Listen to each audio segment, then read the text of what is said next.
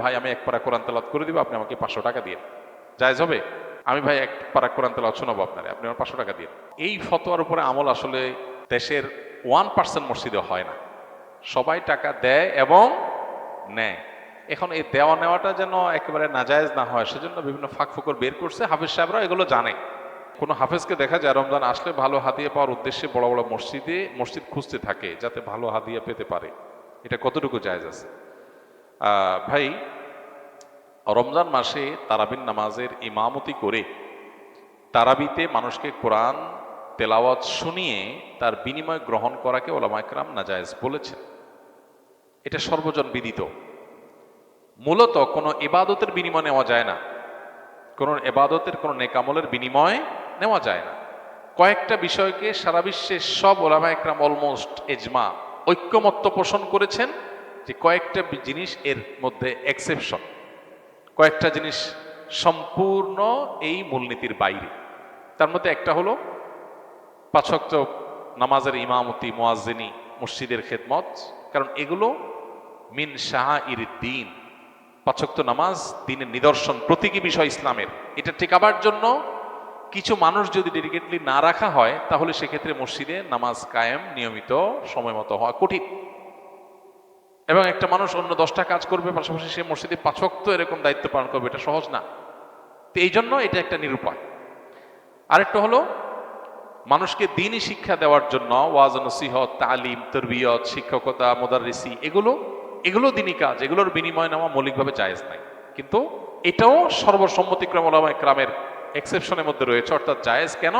কারণ দ্বীনি ইলমের চর্চা যদি না থাকে দ্বীন থাকবে না, এবং এটার জন্য ডেডিকেটেড মানুষ না থাকলে এটা টিকা থাকা কঠিন। এই জন্য এখানে বিনিময় নেওয়া জায়েজ।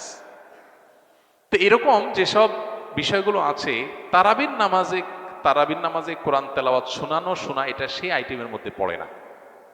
এটা একটা সুন্নাহ আমল, এটা ফরজ বা ওয়াজিব কোনো আমল না, বা ইসলামের প্রতি কোনো বিষয় না। যার কারণে এইটার বিনিময় দেওয়া অন্য 10টা আমলের মতোই না জায়েজ। সাধারণ সময় আমরা কোরআন তেলাওয়াত করে দিই, একজনকে বলি ভাই আমি এক পারা কোরআন তেলাওয়াত করে দিব, আপনি আমাকে 500 টাকা দিন, জায়েজ হবে? আমি ভাই এক পারা কোরআন তেলাওয়াত শোনাবো আপনারে, আপনি আমার 500 টাকা দিন, জায়েজ হবে? জায়েজ নাই। এই জন্যই তো যারা কারি অথবা যারা বিভিন্ন জায়গায় কেরাত পড়েন, বিনিময় নেন, এ ব্যাপারে ওলামা ইকরামের ফতোয়া হলো এই বিনিময় নেওয়া জায়েজ নেই। জায়েজ হইতে হলে একটু ওয়াজ করতে হবে, তাহলে ওয়াজ নসিহতের বিনিময় হিসাবে নিতে পারে। কিন্তু সলিড তেলাওয়াত করলেন আর বিনিময় নিলেন, কৃষি বিনিময় নিলেন, এটা জায়েজ নাই। তেলাওয়াত একটা নিরেট ইবাদত। আপনি যদি নামাজ পড়ে যায় বলেন যে নামাজ পড়ছি আমার 500 টাকা দেন, তাহলে আল্লাহ কাছে সওয়াব পাওয়া যাবে? যাবে না, বরং এটা গুনাহ হবে। তো এই মূলনীতির আলোকে তারাবির নামাজে হাফেজ সাহেবরা আপনার কোরআন কারীমের তেলাওয়াত শুনিয়ে বিনিময় দেওয়া নেওয়াকে ওলামা ইকরাম নাজায়েজ বলেন। এখন এই ফতোয়ার উপরে আমল আসলে দেশের 1% মসজিদে হয় না। সবাই টাকা দেয় এবং নেয়। এখন এই দেওয়া নেওয়াটা যেন একেবারে নাজায়েজ না হয় সেজন্য বিভিন্ন ফাঁক ফোকর বের করছে। হাফেজ সাহেবরা এগুলো জানে। এর মধ্যে একটা হলো যে ওয়াক্তিয়া নামাজের ইমাম হয়ে যায়, ঠিক আছে, ওয়াক্তিয়া নামাজের ইমাম হিসাবে নিয়োগ দিলাম, নিয়ে তারা এটার বিনিময় দিলাম, তার ডিউটি দিয়ে দিলাম যে 30 দিনের জন্য আপনি এশারের ইমাম, 2 ওয়াক্তের ইমাম, এই 2 ওয়াক্তের বিনিময় আপনাকে দিলাম। তো ঘুরে ফিরে এটা নেয়। এটা আমাদের জন্য দুর্ভাগ্যের বিষয় যে হাফেজ সাহেবরা তারা বিভিন্ন ছলছাতুরি করে তারা মসজিদে তারাবি পড়াইলে তারা হাদিয়া পায়, এছাড়া পায় না। পৃথিবীর বিভিন্ন দেশে আমাদের দেশের মতো হাফেজের মান এত ভালো না। এরকম বহু দেশ আছে যেখানে হাফেজের অনেক কদর হয়, অনেক কদর হয়। কেন তাদেরকে তারাবি পড়ায় বিনিময় দিতে হবে? হাফেজদেরকে এমনি সম্মানিত করা যায় না? এমনকি তারাবি পড়ালো না একটা হাফেজ ছেলে, ওর তো এমনিতেই সম্মানিত করা উচিত যে সে আল্লাহর কালামকে বহন করছে, আল্লাহর কালামকে সংরক্ষণ করছে, যেটা আমাদের সবার উপরে কর্তব্য, ফরজে কেফায়া, সবার পক্ষ থেকে কেউ আদায় করা কর্তব্য যেটা, সেটা সে আদায় করছে। সমাজে মানুষের মধ্যে মানসিকতাটা থাকা দরকার, কিন্তু নাই। আমরা হলাম চাকরি করায় তারপরে টাকা দিব। তো হাফিজ সাহেবদেরকে এমনিতে হাতিয়ে দেওয়া উচিত। বাকি হাফিজ সাহেবরা তাদের মধ্যে এই তামাবুল বা টাকা পয়সার নেশা না হয়ে আল্লাহর কালাম বেশি মানুষকে শোনাবো, বড় মসজিদে শোনাবো, বেশি মানুষ শুনবে এবং আমার মধ্যে দায়িত্ববোধ বেশি আসবে, এই চিন্তা থেকে বড় বড় মসজিদে যাওয়ার চেষ্টা করা দরকার। একজন হাফেজ, একজন আলেম বেশি টাকা পাওয়ার উদ্দেশ্যে বড় মসজিদ খুঁজবেন এবং কম্পিটিশন করবেন, বড় মসজিদ না হলে পড়াবেন না, এই জিনিসগুলো তার তাকওয়ার জন্য প্রশংসনীয় কিছু না। কোরআন যিনি বহন করছেন তিনি যদি কোরআনের শিক্ষাটা বহন না করেন, জুহুদ এবং তাকওয়া যদি তার ভিতরে না ঢুকে, তো এটা হলো কামাসাল হেমার ইয়াহমিলু আসফারা। গাধার পিঠে অনেক কিছু আছে, গাধা জানে না পিঠে কি আছে। হাফেজ কোরআনে কি বলছে সেটা বোঝে না, সেরকম হয়ে যাবে। আল্লাহ আমাদের হাফেজদেরকে মুত্তাকি হওয়ার তৌফিক দান করুন। আর বাকি যারা মসজিদের দায়িত্বশীল আছেন, সাধারণ মুসল্লি আছেন, তারা হাফেজদের কদর করার তৌফিক দান করুন।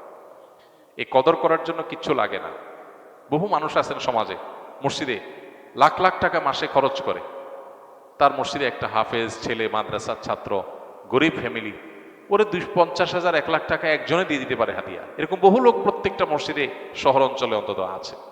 কিন্তু না, আমাদের কলিজাগুলো অনেক ছোট। ওই তারাবির চান্দা ছাড়া আর কিছু দেওয়ার মানসিকতা আমাদের হয় না। খুবই দুর্ভাগ্যজনক বাস্তবতা। দেশ থেকে তো অনেক ভাতা আছে, হাফেজ সাহেবদের জন্য রাষ্ট্রীয় টাকা থেকে ভাতা দেওয়া উচিত মাসে মাসে। যারা ভালো হাফেজ হবে তাদেরকে প্রণোদনা, যারা তার কোরআনের হামেল হতে পারে, কোরআনের সংরক্ষক হতে পারে। আল্লাহ তাআলা সেরকম পরিবেশ আমাদের গড়ে তোলার তৌফিক দান করুন। ইমানদারের কতই না উত্তম সাহরি হলো খেজুর।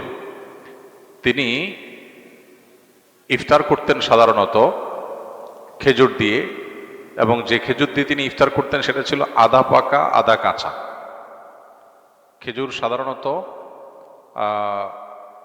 মুখের অংশ থেকে, গোড়ার অংশ থেকে পাকা শুরু হয়, এরপর আস্তে আস্তে মুখের অংশের দিকে যায়। গোড়ার অংশ থেকে অর্ধেক পেকেছে, নরম হয়েছে, আর বাকি অর্ধেক কচকচে কাঁচা। এই খেজুরকে বলা হয় রোতাব। নবী সাল্লাল্লাহু আলাইহি সাল্লাম এটা দিয়ে সাধারণত ইফতার করতেন। গরমের সময়, রমজান হলে এটা পাওয়া যায়। তো এটা যদি না থাকতো তাহলে সরাসরি সাধারণ যে খেজুর সেটা দিয়ে তিনি ইফতার করতেন, পুরো পাকা খেজুর দিয়ে ইফতার করতেন। অতএব ইফতারের জন্য খেজুর হলো সবচেয়ে উত্তম আইটেম। কিন্তু এটা জরুরি কোনো জিনিস না, আবশ্যক কোনো বিষয় না যে ইফতারের জন্য খেজুর হতেই হবে, খেজুর ছাড়া ইফতার হবে না, এমন কোনো কথা নেই। কেউ যদি বড়ই দিয়ে ইফতার করে, ইফতার হয়ে যাবে, রোজা হয়ে যাবে। কত মানুষ দামি দামি খেজুর দিয়ে ইফতার করে, কিন্তু তার রোজা আল্লাহর কাছে কবুল হয় না। আবার অনেকে হয়তো সামান্য এক ঢোক পানি দিয়ে ইফতার করেন, অথবা অন্য কোনো খাবার দিয়ে ইফতার করেন, খেজুর কেনার সামর্থ্য নাই, কিন্তু তার রোজা আল্লাহর কাছে কবুল হয়ে গেছে। এই জন্য রোজার সাথে এই ইফতারের আইটেমের সম্পর্ক তেমন গভীর কোনো সম্পর্ক নাই। তবে হ্যাঁ, সামর্থ্য যখন থাকবে অনেক কিছুর, তখন খেজুরকে আমরা অগ্রাধিকার দেব সুন্নাহ হিসাবে নবী সাল্লাল্লাহু আলাইহি সাল্লামের। আল্লাহ আমাদেরকে তৌফিক দান করুন। ঠিক একইভাবে সাহরির জন্য এই একই খাবারকে বিশেষভাবে গুরুত্ব দেওয়া উচিত। সাহরিতে আমরা সাধারণত ভাত, মাছ যাই খাই না কেন, একটা খেজুর আমরা খেয়ে নিতে পারি, একটু খেজুর খেতে পারি, 2টা খেজুর খেতে পারি। তাহলে সেক্ষেত্রে আমাদের সাহারিতে খেজুর খাওয়ার যে সুন্নাহ সেটা আদায় হয়ে যাবে ইনশাআল্লাহ। আরেকটা গুরুত্বপূর্ণ বিষয় হলো যে খেজুরের মধ্যে প্রচুর পরিমাণে খাদ্য শক্তি আছে, প্রচুর পরিমাণে খাদ্য শক্তি আছে, অনেক বেশি এনার্জি আছে। যার কারণে খেজুর এটা যখন ইফতার এবং সাহরি উভয়টাতে খাওয়া হয়, তখন রোজা রাখাটা মানুষের জন্য সহজ হয়। আর সবচেয়ে বড় কথা হলো নবী করিম সাল্লাল্লাহু আলাইহি ওয়াসাল্লাম সুন্নাহ, অতএব সেই চেষ্টাটা আমরা করব। কিন্তু কারোর যদি খেজুর কেনার সামর্থ্য না থাকে, কেউ যদি খেজুর ছাড়াও ইফতার করেন, যেটা বলছিলাম, তার রোজার সওয়াবে কোনো ঘাটতি হবে না, বরং রোজা নির্ভর করে তার তাকওয়ার উপরে, তার রোজার যে দাবি আছে, রোজার যে অন্তর্নিহিত দিকগুলো আছে সেগুলো বাস্তবায়ন করার উপরে। আল্লাহ আমাদেরকে তৌফিক দান করুন।